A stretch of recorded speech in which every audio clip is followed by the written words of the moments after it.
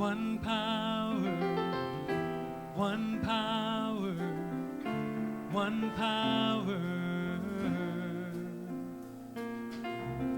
There's one power, invisible, yet we see it everywhere in everything. There's one power, indescribable, yet we speak of it in every word we say.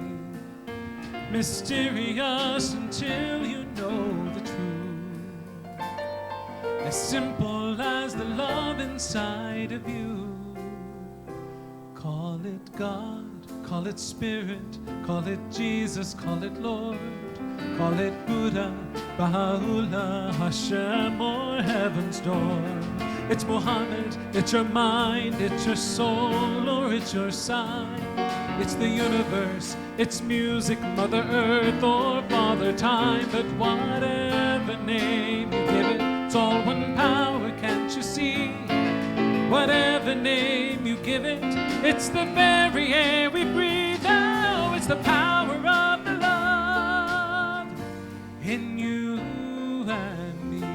One power, one power, one power. It's one power, one power, one power.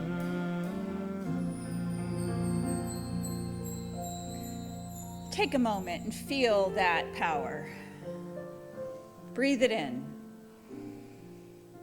And exhale out and relax your body and know that you are surrounded by the beauty of that power and by a lot of love. And if you're comfortable closing your eyes, please do so and let my words be as a prayer. Today I choose to live in the light of God, to embrace that one power. I am immersed in this ever-present glow, the light of spirit and of love. Wherever I am, this light shines upon me and through me. In this light, I find my divine expression. In this moment, I focus my thoughts on the awareness of this light. I close my eyes and feel the invisible source all around me. I breathe it in. I imagine its glow moving through me. There is no darkness that this light cannot drive out. I feel its warm glow touching all aspects of my being from the inside out. And I am still. My heart is filled with compassion, my mind steeped in wisdom, my soul lifted in union. I am one with the light. I live in and I am an expression of the light of God. And so it is. It's the moment of creation. It's an everlasting peace. It's the freedom of forgiveness. It's the sweetness of release. It's the joy of inspiration. It's the sunlight on your face. It's the birthright of all nations. It's the boundlessness of space. It's the beauty of a baby, the serenity of sleep. It's the anger we abandon, for it's love that's most deep. It's one power. Oh, it's one power. It's the power of the love that lives in you and me. It's the power of the love in you and me. One power, one power, one power. It's one power, one power, one power.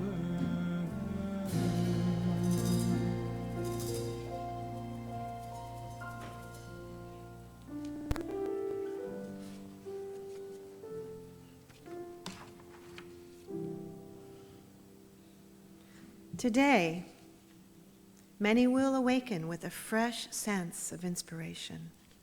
Why not you? Today, many will open their eyes to the beauty that surrounds them. Why not you? Today, many will choose to leave the ghosts of yesterday behind and seize the immeasurable power of today. Why not you?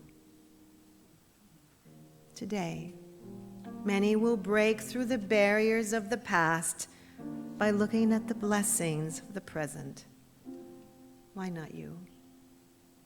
Today, many will rise above their believed limitations and make contact with their miraculous, innate strength. Why not you? Today, many will choose to live in a manner that will be remembered fondly by the children. Why not you? Today, many will choose to live free from conditions and rules governing their own happiness. Why not you? Today, many will find abundance in simplicity. Why not you? Today, many will make a difference. Why not you? Today is a new day.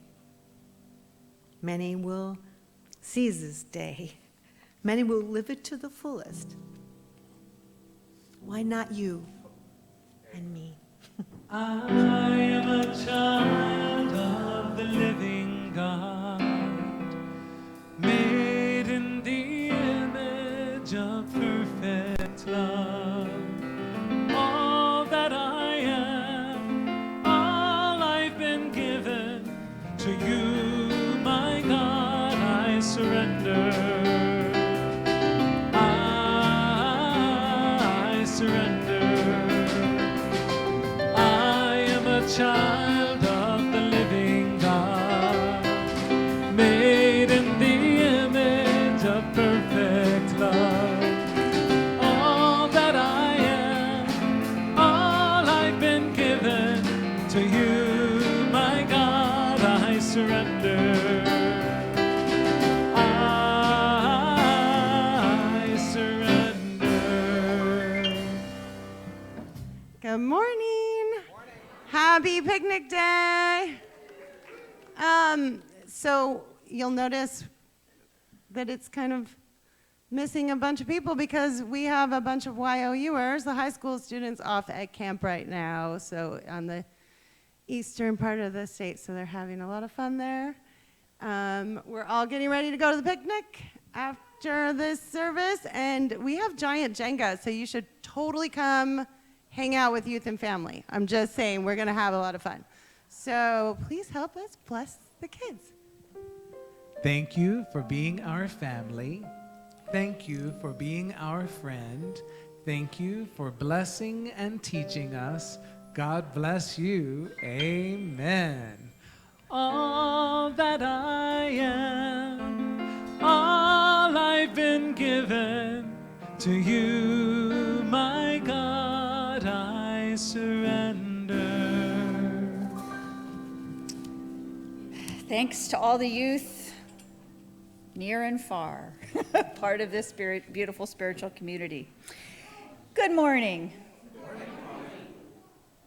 Thank you, sir. Welcome to Unity in Lynnwood on this beautiful summer day.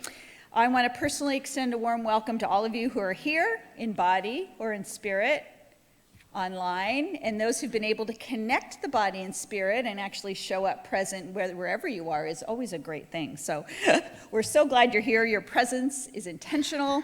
Your participation in this service is a gift, and we are each blessed by the others who are around us. So thank you for being here. I'm really glad to be here today. Really, really glad. First service was amazing, and this is one of those days where I'm glad that I have to be here twice.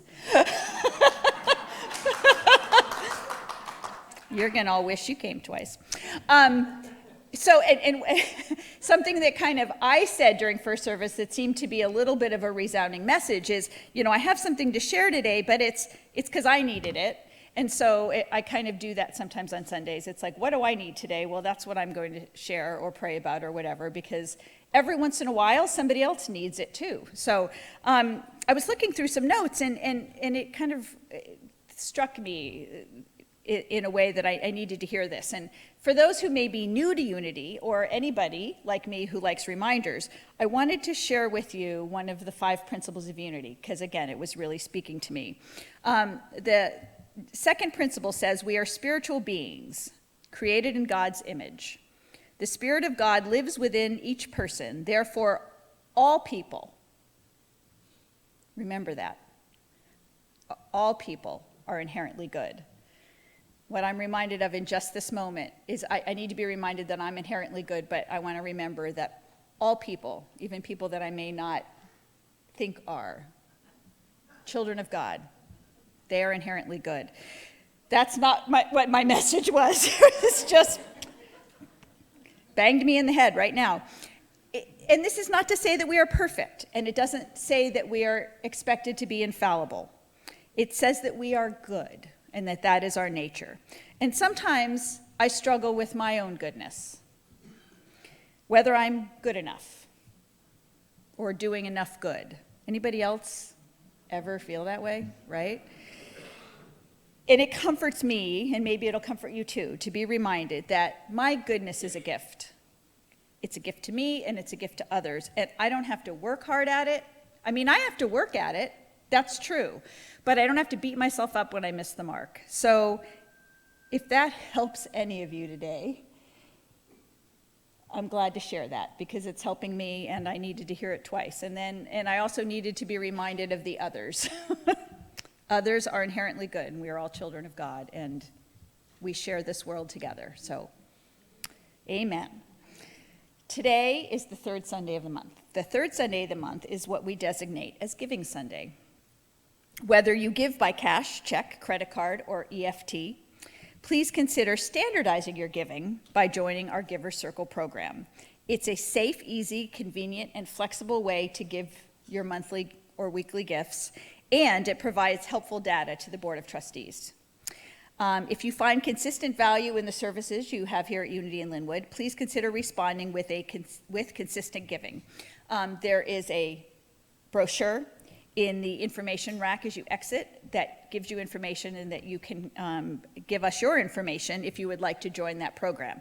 And also, I think sometimes people feel like I want to write my check and put it in the offering basket because it's a clear exhibit of giving. And even you can do that, but if you do with the Giver Circle program, we have these cards that you can get and place in the giver's basket, or a little stone you can put that says, I've already given, but here's my representation. So please take advantage of that if you find that would be helpful to you, because it is helpful to us. One of the things that we always like to talk about here, because it's super important, is prayer.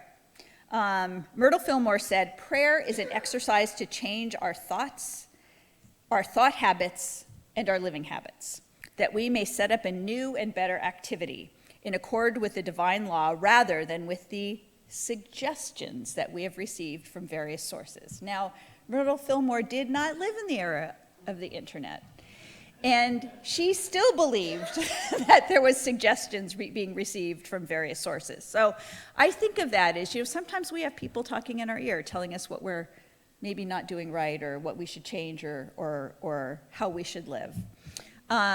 And sometimes those are good things to listen to, but we also need to have filters. What works for us? What is true for us?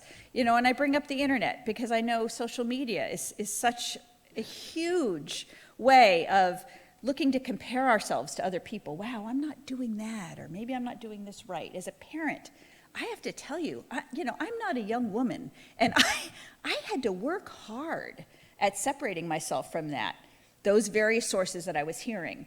So I think what Myrtle Fillmore said is so true, that prayer is a way that we can center ourselves and focus and listen to the voices that speak to us and that are valuable to us and that are true for us, but to weed out those noises that we hear. So that's just many of the many ways that prayer can be helpful in our lives. And at Unity in Lynnwood, we really like to support you in your prayer life. We have a confidential prayer line that you can call. That number is on our website or on our calendar. These are always available for you outside. These are issued once a month, and you can pick one up and take one. Gives you lots of good information, and it tells you what's going on here. And it has the number for the hotline.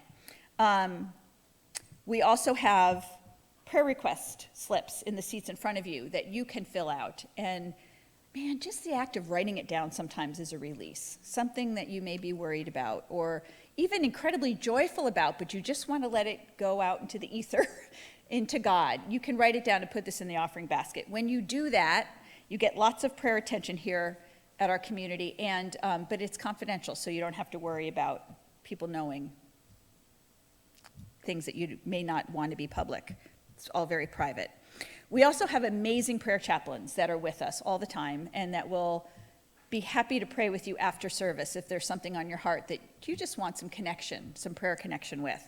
So if you are interested in having that, don't forget, that's available for you. If you could just come up to the sides of the sanctuary after service, one of the prayer chaplains will welcome you back. And because they are so invaluable and such incredible people, I'm going to ask them to stand, please, so we can ID you and know that you're here.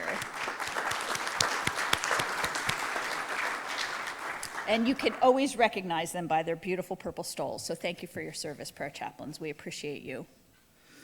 In addition to prayer, we use denial and affirmations, kind of to focus ourselves, to set ourselves on a path that we want to go on. Denials and affirmations are short, powerful statements of truth, spoken silently or audibly to our subconscious mind for the purpose of relaxing the soul and opening ourselves to the flow of design ideas, not design ideas, but divine ideas from Spirit. Sometimes, yeah, it works, right? Okay, yeah, divine design. Denials and affirmations are written in the present tense and spoken in a relaxed manner, or sometimes they can be spoken vivaciously, but a denial states the powerlessness or impermanence of a situation and thereby prevents our subconscious mind from investing energy in a mistaken belief, keeps it from sticking. An affirmation states the truth of a situation and thereby instructs our subconscious mind to focus attention on that which is true and permanent. So we have a great one today. It's up there. I'm going to say it. You can take a look at it, hear it, and then you'll have a chance to say it together with me. I no longer focus on the speck of sawdust that I see in another's eye. Instead, I put my energies on setting myself free of the plank that is in my own. So if you would like to stand, you may. And if that speaks to you, let's say it together. I no longer focus on the speck of sawdust that I see in another's eye. Instead, I put my energies on setting myself free of the plank that is in my own. Amen, amen. Say hi to the people around you for a minute.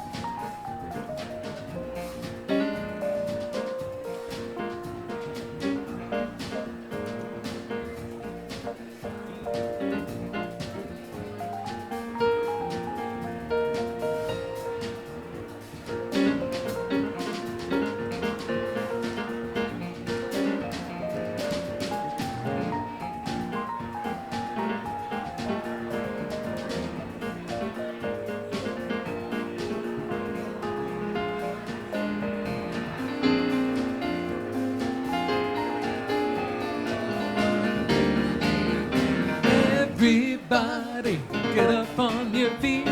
See the light in everybody you meet. Everybody, get up on your feet. See the light in everybody you meet. Let us be reminded of who we've come to be. We are love, we are one. one big family. Hey, hey, yeah, yeah. Hey, hey, hey, yeah, yeah. Everybody get up on your feet. See the light in everybody you meet. Everybody get up on your feet. See the light in everybody you meet. Let us be reminded of who we've come to be. We are love, we are one big family. Hey, hey, yeah, yeah. Hey, hey, hey, yeah, yeah. Right on now. So there's a section in this song that I invite you to sing along. It's 2 simple words, I am.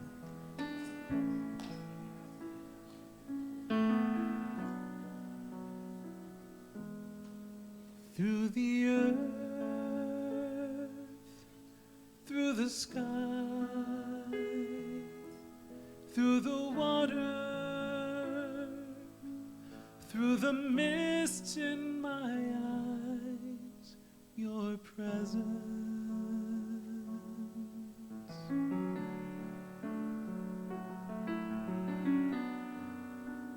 rising in my heart, singing through me. Your song in me is heard. I am, I am, I am, I am.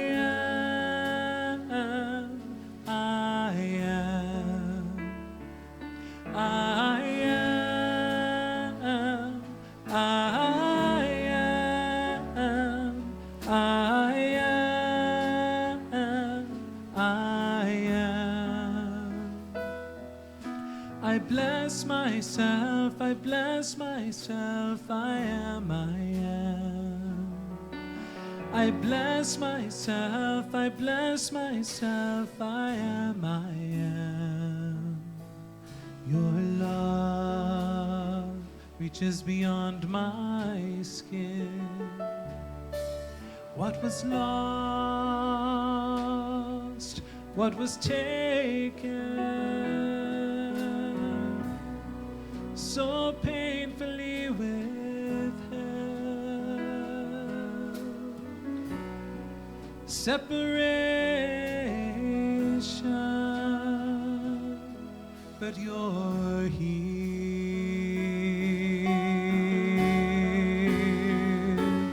I am, I am, I am, I am, I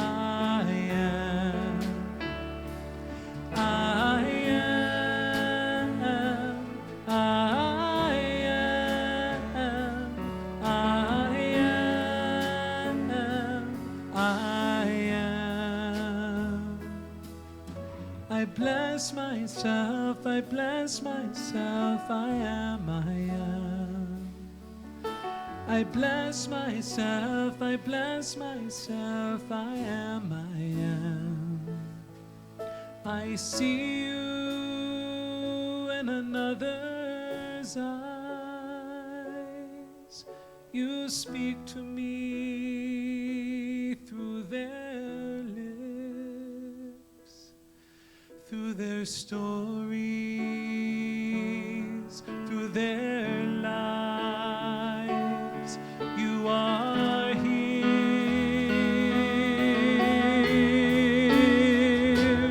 I am, I am, I am, I am, I am, I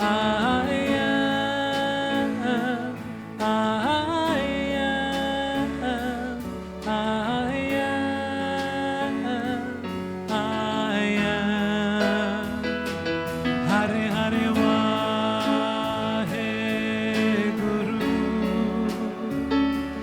Hare Hare Vaheguru.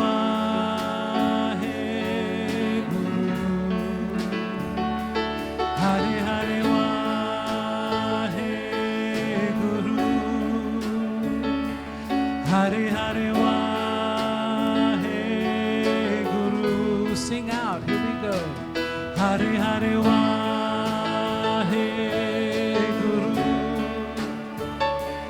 Hari Hari Waheguru.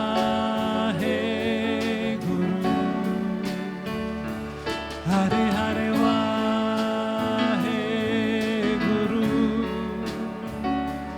Hari Hari Waheguru.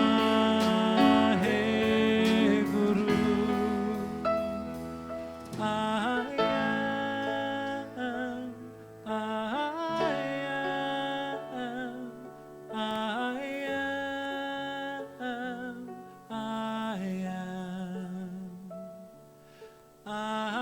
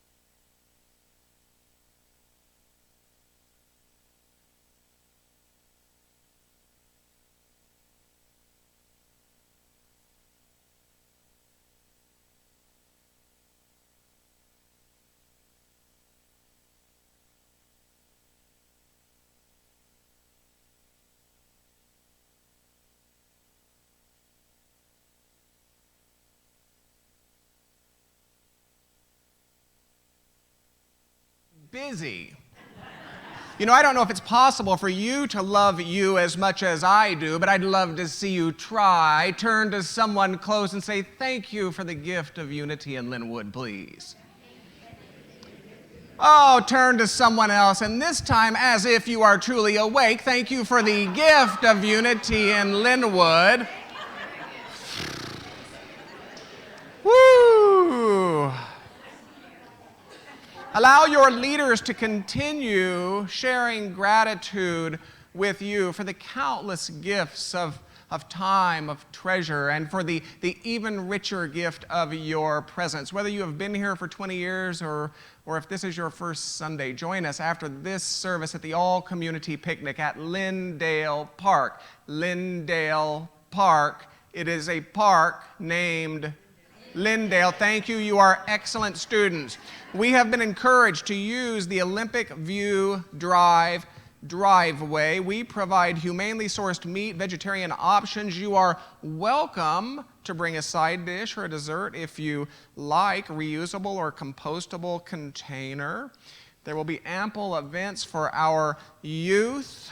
And shelter number 1 is at the top, small group ministry. Next Sunday, Students of Myrtle Study Group. That occurs during the 9 o'clock service. Spend 9 o'clock with Myrtle, spend 11 o'clock with Richard. It's a great day. Following the 11 o'clock service, the ongoing women's group. The visioning is complete. The ongoing women's group, women are invited to bring an item for the altar. Occurring at the same time is the men's group. You are not invited to bring anything. If I were you, frankly, I would complain, but that's just my... Bring nachos, she says. Bring nachos for the altar. I don't know.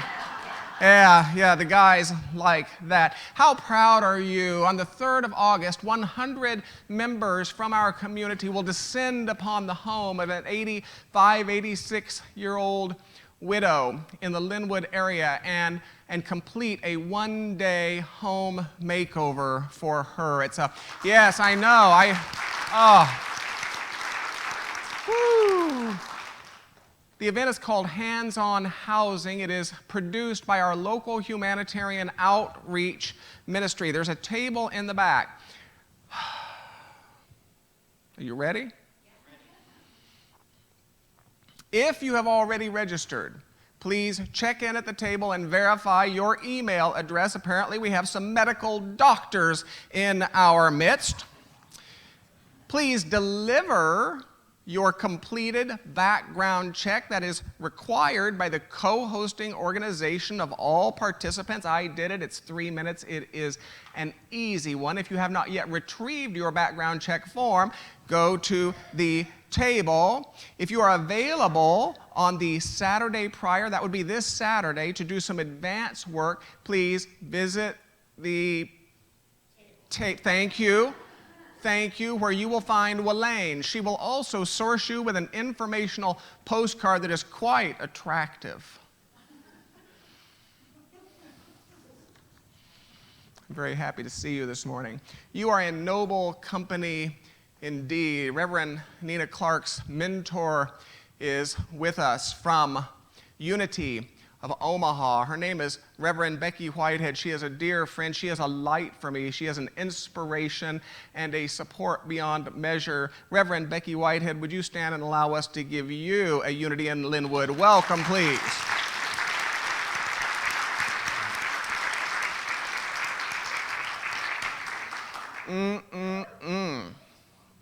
No one has ever traveled from Omaha to hear me teach, so I don't know.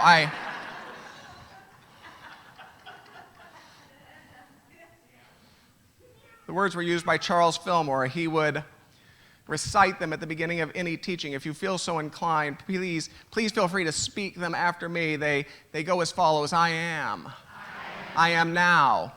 And again, I just think if I could get those first three, wouldn't that be time well spent? I am now in the presence of pure being. And immersed in the Holy Spirit of life, love, and wisdom. I acknowledge your presence and your power. In your divine wisdom, now erase my mortal limitations.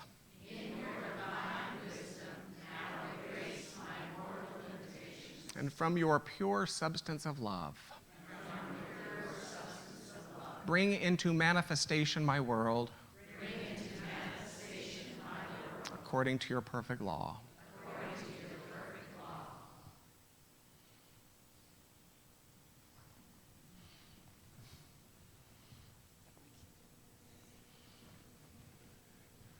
She inspires me.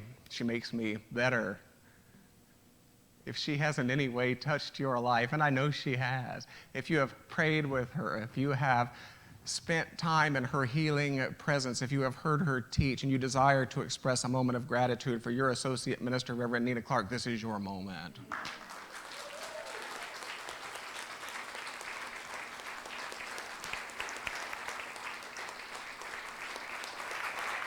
Wow.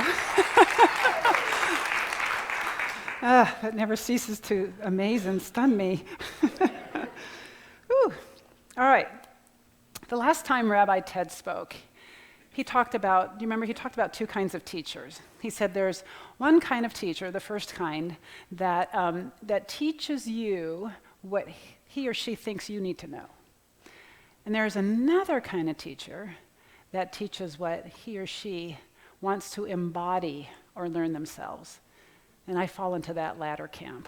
And whenever I've been teaching in my life, I've done that, whether I've been teaching horseback riding lessons or whether I've been teaching children creative writing. I always taught from that place of what juiced me and shared it from there. And I'm telling you that today because I want you to know that I do not speak to you from a place of thinking I have arrived somewhere that you have not. I look out at you and I interact with you and I see and know, and I want you to know this, I see and know and am aware of the wisdom and the intelligence and the love that is in each and every one of you and as you. And I want you to know that I am grateful to you to spending time with me today and letting me share what excites me with you. So thank you.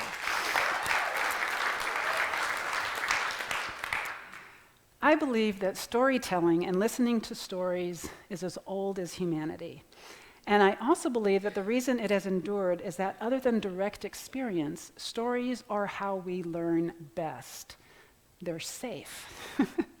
They allow us, we can see ourselves in one or more of the characters of the story. We can see ourselves in one or more of the situations. And they allow us to come face to face, if we're willing, with that which we are hiding from. And I believe that Yeshua ben Joseph knew that as well, which is why I think storytelling was one of the mediums that he used. And so I think I'm in very good company by opening this morning with a different version of a story that I've shared with you before called The Rabbi's Gift. Once upon a time ago, in a land not probably too far away, but somewhere on this planet, there was a monastery. And in its heyday, it was a great order. It had beautiful grounds, beautiful buildings, and it had this palpable spiritual energy that whenever anybody went to visit there, they were affected by it, and they took it with them out into the world. But at the time of this story, there were only 5 left. There were 4 monks and an abbot. And the monastery was fading. The buildings were in poor repair. No one was coming around anymore, no visitors, and they were feeling discouraged and disheartened. And in the deep woods surrounding the monastery, there was a small cottage that a rabbi from a nearby village would use as his retreat every once in a while. So one day, as the abbot was looking out of his window and he was agonizing over what to do to save his order, he saw smoke curling up above the trees from the location that the hut was. And he suddenly was hit with this inspiration that he should go and talk to the rabbi and see if he had any advice for him. So he put on his coat and went out into the woods, and when the rabbi opened a door, the abbot said, "Dear Rabbi, my order is failing." He says, "Do you have any advice for me?" And the rabbi looked at him with great compassion and said, "I'm so sorry, I don't. But why don't you come in and sit down and we'll talk and just hang out for a little while."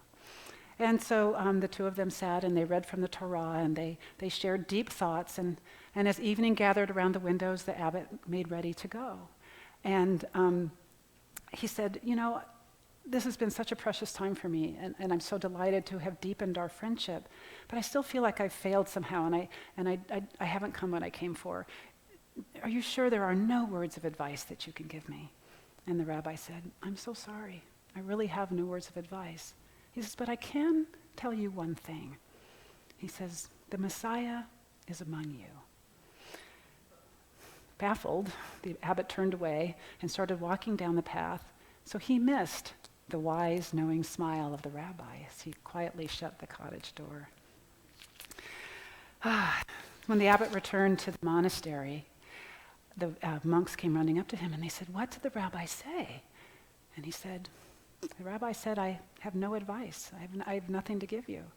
And they turned around disheartened again and they said, one of them said, "I knew it." And then the abbot said, almost to himself, he said, "But he did say one odd thing. I'm not sure what to make of it." He said, the Messiah is among you. But I'm not really sure what he meant. In the days that followed, the old monks wondered at the significance of the rabbi's words. As they wandered around, they thought about it, and they surreptitiously looked at each other. Could he be the Messiah? Could he be the Messiah? Could the abbot be the Messiah? Could I be the Messiah? No, he couldn't have meant me. I'm just an ordinary person. But what if he did? What if he meant me?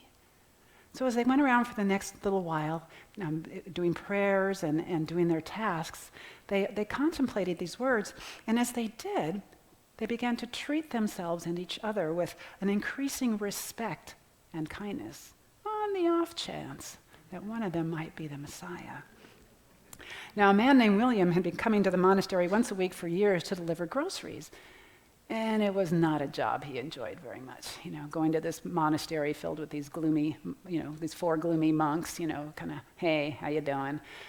But they noticed a few weeks after the rabbi's talk with the abbot, as he was walking down the path, the monks were laughing and exchanging joshes and jokes. And when he opened the door to the kitchen to deliver the groceries, they were like, hello, oh, we're so happy to see you. And he felt this respect and love that he'd not ever felt. And he found he had a bounce to his step that he hadn't had before. And when he went back to the village, the other villagers noticed and they said, hey, what's up? And he says, well, the monastery. He says, these guys used to be all gloomy, but now they're happy. It's cool. And he says, I'm enjoying it. And so they got curious, what's going on? And so they went and visited. And as they arrived, they were greeted also with great respect and great love and kindness. And they came back and they started treating each other that way. And then some of the younger men got involved in conversations with the monks. And one of them decided to join. And then another. And another. And today, that monastery is now a thriving center once again. And it has this beautiful spiritual energy that is palpable. And everyone who goes is affected by it. And they take that and go back to their communities with that same love and respect. The end.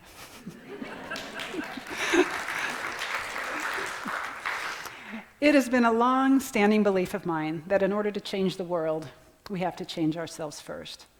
This can seem counterintuitive. I mean, after all, the problem's out there, right? It's those people, or that person, or that situation that's causing all the trouble, right? And if only they could see things my way, things would be better, right? Only thing is, we're all thinking that. And we end up trying to change each other. And in my experience, that doesn't work so well. But I have found that if I go inside and do my work, this changes not just me, but how I interact with the world around me. And this new way of interacting almost magically changes the world around me. Author Charles Eisenstein puts it this way: ultimately, work on self is inseparable from work in the world. Each mirrors the other. Each is a vehicle for the other. When we change ourselves, our values and actions change as well. We bring the fullness of who we are to whatever it is we are involved in. And the fullness of who we are means both what is conscious, or what we are conscious and unconscious of, which is why we can think we are intending for one thing to happen and something else completely else happens. That ever happen to anybody? What we aren't aware of is playing an invisible role in how we are interacting with the world around us. To change ourselves, and I prefer to say grow ourselves, because change seems to imply that there's something wrong that needs changing, and as Robin so eloquently pointed out this morning, we are inherently good. In order to grow ourselves, we need to come to know ourselves, and that includes knowing what's in the locked chest in the bottom of our dusty, cobweb subconscious basements, that which is within ourselves, that we are blind to, that which has been there so long, that we're so familiar with, that we not only don't see it, we often can't. Along this journey to ministerial hoodness, I've had to take what Unity calls SEE classes. And for those of you who are new, this stands for Spiritual Education and Enrichment. And these courses are available to everyone, regardless of whether you're wanting to become a licensed Unity teacher or a Unity minister.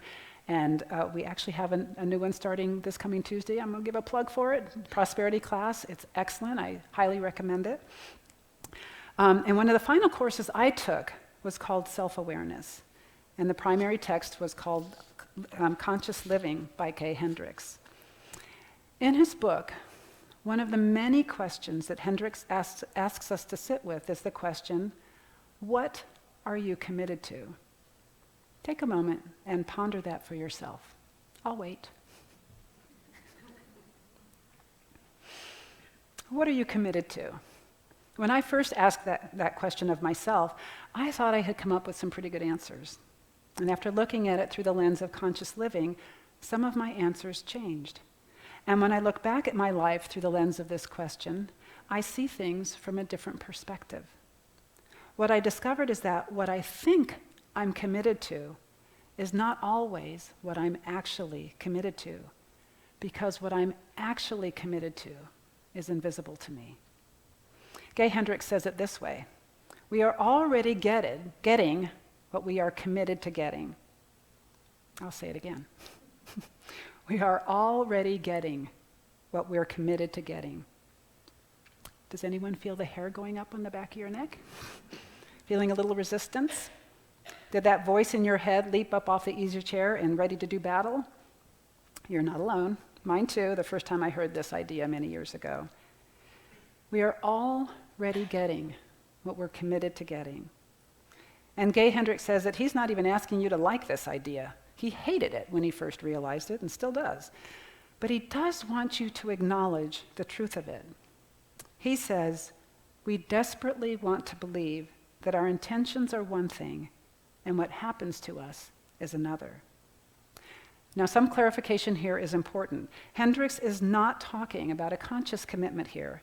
He is talking about what we are unconsciously committed to, that stuff in the basement, that same unconscious commitment that our friends the monks uncovered as they explored the wise rabbi's words. This is what we teach in Unity as well, that all thought is creative, conscious as well as our unconscious thoughts manifest or outpicture in our world. Have any of you ever realized that you're having the same argument over and over? No, me either. But I found this example interesting anyway. So Hendricks describes an argument he was having where he suddenly realized he wasn't having the 10,000th argument with this other person. He was having the same argument for the 10,000th time. There was blaming and being blamed, lying and being lied to, criticizing and being criticized, and in the middle of it all, he had this lucid moment where he suddenly realized that it kept happening because he was committed to being criticized. He was committed to being blamed and betrayed, and he was committed to arguing and lying. He was more committed to those things than to being intimate, and being intimate was what he thought he was committed to. And when he realized this, he realized that he'd been enacting this story from when he was very young in various forms. What might we be more committed to than what we think we are committed to? Are we more committed to being right than to peace? Are we more committed to safety than to intimacy? Are we more committed to being a victim than to taking responsibility? Are we more committed to can't than can? And if we're more committed to these invisible beliefs, how can we create a world that is more peaceful, more loving, or more responsible? I mean, if I can't do that in here, how am I going to do it out there? And I like to think that as each monk in our story contemplated the wise rabbi's words, he began to entertain the possibility that the rabbi might mean him. And as he did so, he began to see that he had thus far lived committed to the idea, invisible until that moment, that he was not, nor could he be, the Messiah. And as each monk began to entertain the possibility that one of his fellow monks might be the Messiah, he became aware also that to date he had lived committed to the idea, invisible until that moment, that they were not, nor could they be, the Messiah. And to date, he had treated his fellow monks thusly. And this led to behaviors and thoughts that the monastery was dying and that there was nothing to be done. All was lost. Times had changed. People had changed. No one was interested. And they carried this lens into all of their interactions, as exemplified by William the delivery man, who found it dreary to deliver to the monastery. But as the possibility that any one of them might be the Messiah took root, each monk began to treat themselves and each other with a deepening respect and awe. This changed each monk individually and changed how they treated each other. Said another way, as each individual monk shifted his consciousness, the consciousness of the group changed. And as the consciousness of the group changed, there was more room for the consciousness of each individual monk to change. And soon they realized that the Messiah was in all people, and they treated all who came with that same love and respect. In my own life, I can see that at work in this example. I was working in a restaurant for a manager who was a rager. And because of this, the staff were all afraid of being fired, and they responded to their fear by throwing each other under any available bus, hoping to divert attention from anything that might get them fired. And so one day I found myself in the office being yelled at for something I didn't do. At the time, I was not one to cry much at all, let alone in public. But to my surprise, I was suddenly in tears. I was also one who didn't speak up or reveal my feelings, but would silently, stoically, and often resentfully endure the lecture. In the midst of her torrent of words, which included her disgust at my tears, I had this strange, calm moment where I realized how familiar this felt to me. My frozen immobility, the tears, the humiliation, the anger blasting at me, and it occurred to me that this had been my childhood. Through the lens of Hendrik's commitment question, I was committed to that feeling of frozen powerlessness. It had kept me safe as a child. And in that moment of realization, the dam broke, and I found myself saying from this great place of love and really wonder, my tears have nothing to do with you. Your anger terrifies me. It's what I grew up with. It's not personal. She fell silent. And then she said, I'm so sorry. I know I have a temper.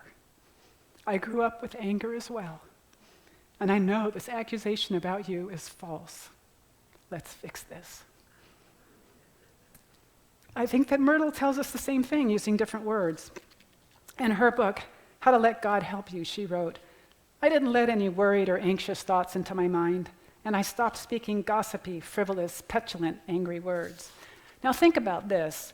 If Myrtle had to stop letting worried or anxious thoughts into her mind, and she had to stop speaking gossipy, angry, petulant words, it means that she had been letting worried and anxious thoughts into her mind, and she had been speaking gossipy, angry, petulant words. But when she started to wake up, she saw that she had not been committed to integrity and health and love as she had thought, but to being worried and anxious and angry and petulant and gossipy, or to some other hidden belief that gave rise to that. These were invisible to her until she started her truth work. And once she saw what she was unconsciously committed to, she did the work to change that. She says, I became very watchful as to what I thought and said. And she didn't stop there. She dug deeper. She'd been struggling with some intestinal issues, and she tells us, because this abdominal trouble had a definite cause in the realm of my own mental attitudes, it was necessary for me to grow in understanding. I finally asked the Lord just why it was that I did not get well. I had gone through all my consciousness to see what it was that held me. And the Spirit said to me, you have looked among your faults. Now look among your virtues. I thought that strange, but soon it came to me that I had tried to keep my feelings to myself, taking great pride in the fact that I had never let anyone know just how I felt when anything displeased me or hurt me. I found that I did not feel as sweet and poised on the inside as I seemed outwardly. We can deduce from Myrtle's words that while she thought she was committed to being sweet and poised and honest, after all, she took great pride in not letting anyone see underneath of her veneer. When she looked deeper, she saw that this wasn't true. She did her work and shared that she gained real poise and the ability to keep my thoughts and feelings truly free. And boy, did that change her outer world. And our being here is proof of that. And this is the same teaching of the story of the psychologist Dr. Hugh Lenn, who changed the dynamics on a ward for the criminally insane with the practice of ho'oponopono. Says Dr. Lenn, "What did I do? I worked on myself. I took 100% responsibility." The Greek philosopher Plutarch wrote, "What we achieve inwardly will change outer reality." So let's leave that splinter in the other guy's eye alone and get to work in here, because that work will change both you and I, and thus the world. So what are you committed to? This is the work I love to do, and so I share it with you with an open heart. Let's dig deep and look for the places where we don't know what we don't know. Like Myrtle, we can turn within and ask to be shown where we are blind, because we live immersed in a wisdom that knows and is happy to show us if we are willing. Will you close your eyes with me for a time of meditation? And if you would stand with me on this firm ground, the place that we know is always, always true, that there is one life, one infinite life, one infinite presence that is everywhere present. It is in, through, around, and as us, and as such, we cannot be separate from it, no matter how hard we try. That is the place that we can always stand no matter what is going on around us. We are part of this one life because there is only one thing happening. And when we stand there and we get that feeling in our bones, we know what is true, that everything that is true about it has to be true about us because we are not separate from it. So we know that the wisdom that we long for is already present within us because it is part of who we are. We know that the peace that we desire is already within us because it is part of us. It is what we are made out of. And we know that the love that we yearn for is already present within us. It is in every particle of our being. So let us stand firm in that knowing. And know that as we do so, as we embrace this and let it be true for us, we are blessings to ourselves, and we carry that blessing out into the world. And let that be so. Let that be so. And so it is. Thank you.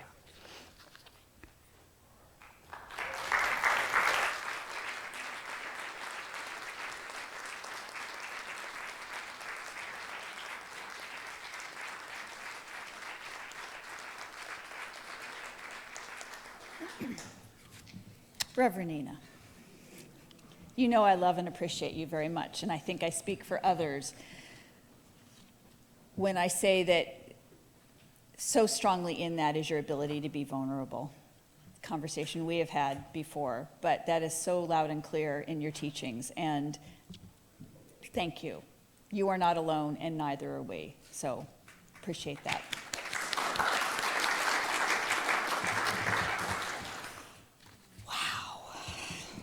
Thank goodness for the internet. We can go back and listen to it again if we need to, right? There's a lot of richness in there the second time. So now is the time where we come together as a spiritual community, and we recognize the power of giving and thanksgiving. We know that our prosperity comes from the highest source, and we are grateful that we have the opportunity to share our wealth where it is most needed. So while you prepare your gifts, would you join me in saying this offering affirmation? I infuse this gift with love.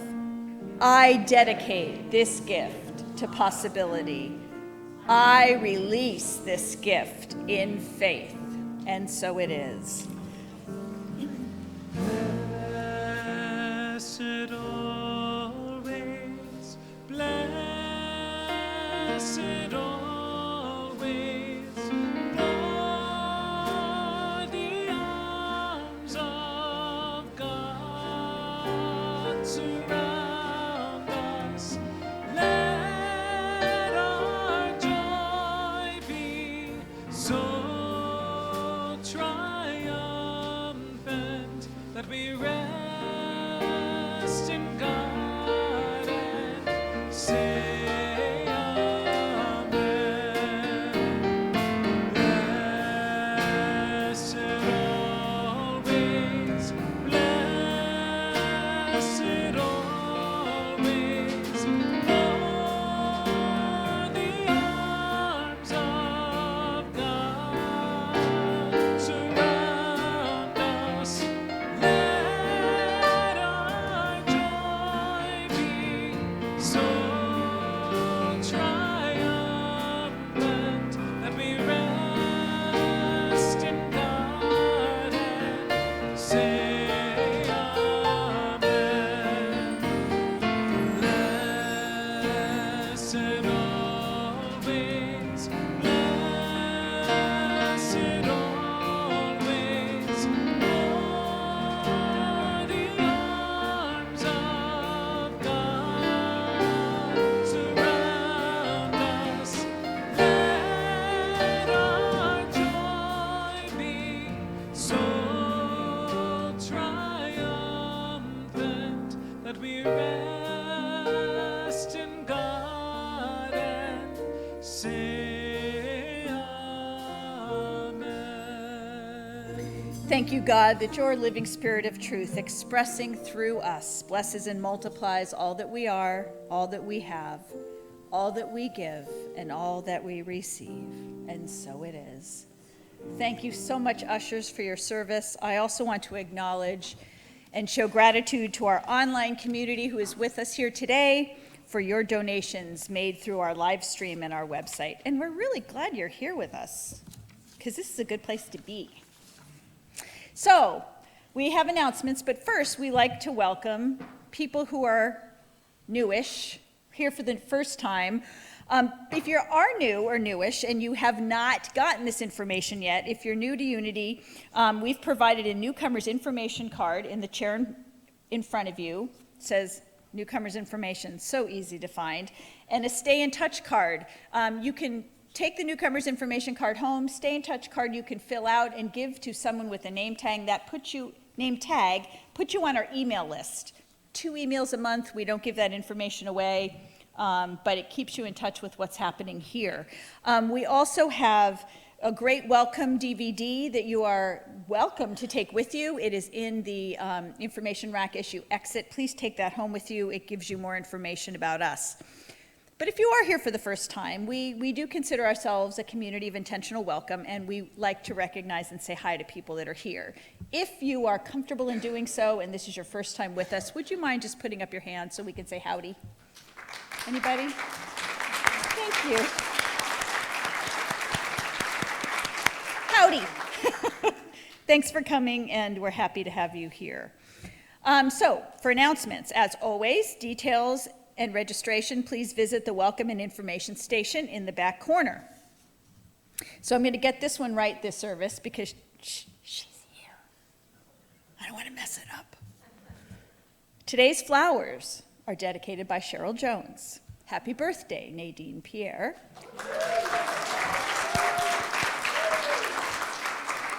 You're not getting older, you're getting better.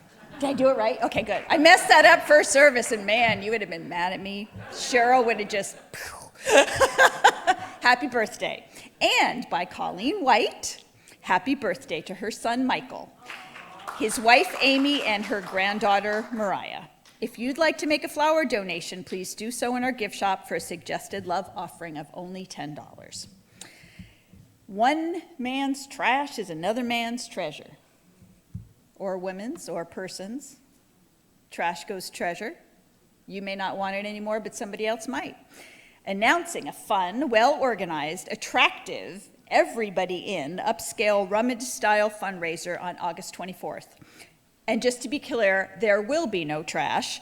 Join the effort donating your clean, undamaged, new, gently used, or vintage items on any Sunday. Art, electronics, household items, books, CDs, tools, clothing, and more. We also welcome your ideas and your help. Just register at the Welcome and Information Station, where you will find Nancy or Rosalie, our project co-chairs. Tuesday begins the adult education course, Prosperity, examining the teachings of Fillmore, Butterworth, and Lynn Twist. Explore the meaning of prosperity beyond material things. Create practices to discover and address unexamined, unconscious assumptions about abundance, giving, and generosity. Join Dr. Richard and members of UIL's Board of Trustees for this SEE-accredited exploration. There are 3 required books that are available in the bookstore. And finally, Interfaith at Unity presents Spiritual Sundays, or Saturdays, actually. Sundays are spiritual too, but we also make them spiritual on Saturdays with Rabbi Ted Falcon on Saturday, August 10th at 11 a.m. Join with talented musicians. Rabbi Ted shares the universal teachings of the Jewish wisdom tradition in this monthly intentional spiritual gathering. Through teaching, songs, and meditation, he creates an environment supporting our awakening to the more profound levels of our own identity. Lots of good things happening here at Unity in Lynnwood. You can find information on our printed program by visiting our Facebook page or our app, the calendar page of our website at unityinlynnwood.org. Join us. So you may run up to Reverend Becky and Laura and you may issue a Unity in Lynnwood welcome. What you may not do is run up to Reverend Becky and Laura and say, well, how did she do?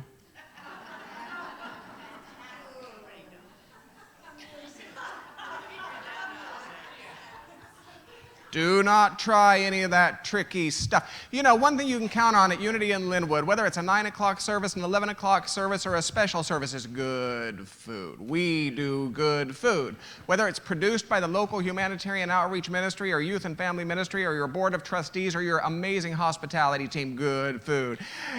Except for today. This is the 52nd week of the year in which we do not offer a hospitality. Please come back next week. But for today, we would love to celebrate you at the annual picnic where you get to watch a vegetarian minister flipping hot dogs and hamburgers for you. I mean, thank you. It is a thing of a rich, rich irony. Come giggle at me, won't you? Oh, how about this right here? There is this guy. Say it with me, won't you? There is this guy. Who thinks there is something noble in me. Something so valuable. Something important to the world. And he's made a promise to me to help me free it. To help me free it. To help me free it. And to this I say, sure thing, baby. We're experimenting with a little bit of a different closing right now. So take a deep breath with me. We are sending you forth with words of blessing. So this is your final opportunity. If you would like to share a gratitude for Reverend Nina, this would be the time to give her another round of applause, please.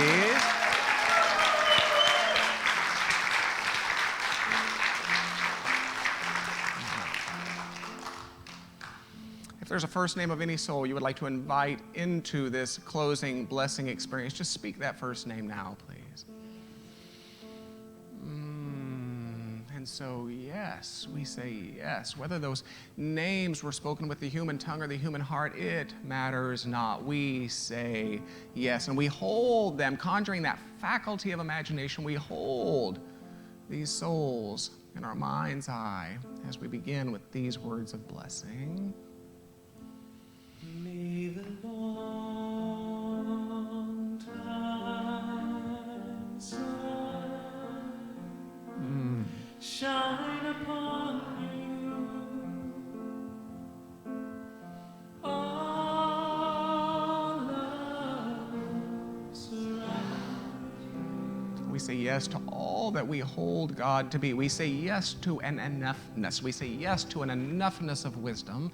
We say yes to an enoughness of sufficiency. We say yes to enoughness of harmony that longs only to prove itself in us and through us in the world of form. We say yes always, always, always to life. And the pure light within you, guide your way on. Guide your way on. Guide your way on. The words of the Reverend Nina Clark, may this be so. And we close by saying, and so it is, and so it is, and so it is. Go in peace, unity in Lynnwood.